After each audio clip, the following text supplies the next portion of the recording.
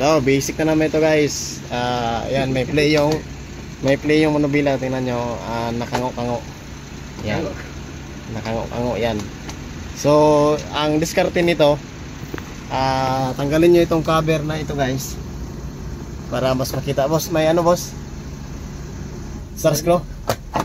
May nutmeg po. Sa babaw. Okay, tanggalin mo natin ito guys. Pagtanggal ng cover nito, yan, ikutin nyo yan, makita nyo na yan yung bolt na yan. Sa kabila din, yan, no need na tanggalin itong manubila. Kung makikita nyo yan, yan kanyang parang stopper, yan yung nagpapahigpit sa kanya. So pag maluwag yan, tingnan nyo, yan, nagkakaroon siya ng play. So paluwagan lang yan at saka dukdukin ng pailalim. Bali ano nyo lang guys, pupukin nyo lang guys na mapailalim siya para mahigpit siya. Sige boss. So yung mga diskarte ng mga galawang mga veterans move.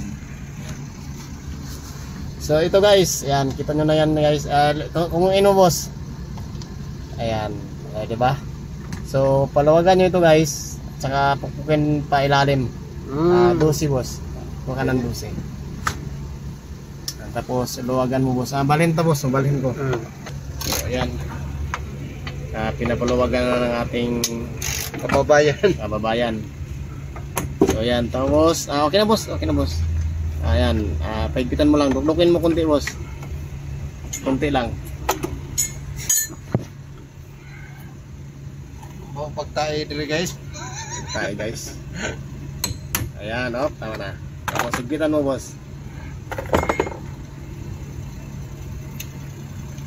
Sigpitan mo ang isa. So yan kasi nagsisilbing nagpapahigpit sa kanya guys. May ano man yan, may nilalagay dyan na papilit. Okay, tama na guys. Okay na. So yung kabila din, ganoon din siyempre. Dagdagan mo konti. Okay, oops. Okay. So yung panduklok mo boss, ako na magigpit dito boss. Yan, kay tulak lang yan, okay.